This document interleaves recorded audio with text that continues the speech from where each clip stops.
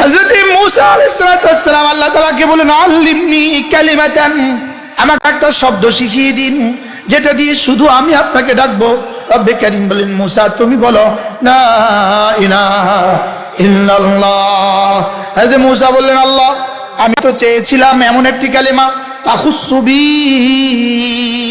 যেটা দিয়ে শুধু আমি ডাকবো, বিশেষ কালিমা যেটা দিয়ে শুধু আমি ডাকবো এমন একটা কালিমা।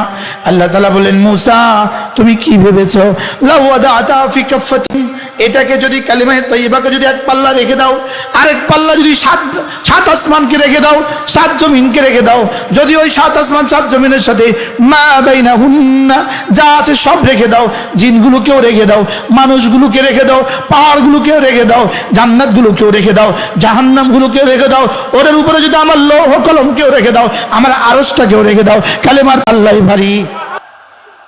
কি যার কলিজা আছে লা ইলাহা ইল্লাল্লাহ, লা ইলাহা ইল্লাল্লাহ, লা ইলাহা ইল্লাল্লাহ, লা ইলাহা ইল্লাল্লাহ, লা ইলাহা ইল্লাল্লাহ, লা ইলাহা ইল্লাল্লাহু মুহাম্মাদুর রাসূলুল্লাহ।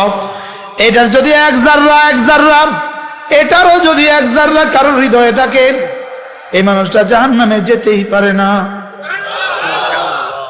এই মানুষটা কি জাহান্নামে যাইতেই পারে না। এজন্য আমরা সব জান্নাতি।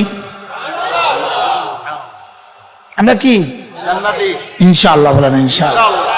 এজন্য হযরত ওমর বলতেন একজনকেও যদি জান্নাত দেয় আমি আশাবাদী তিনি হব আমি।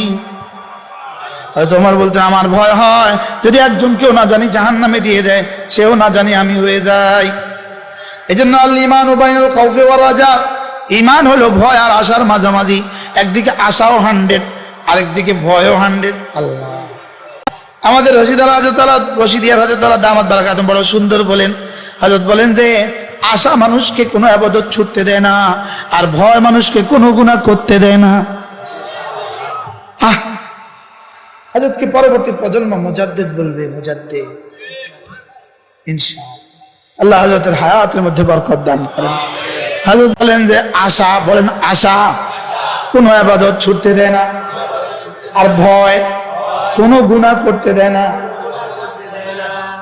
ঠিক আছে।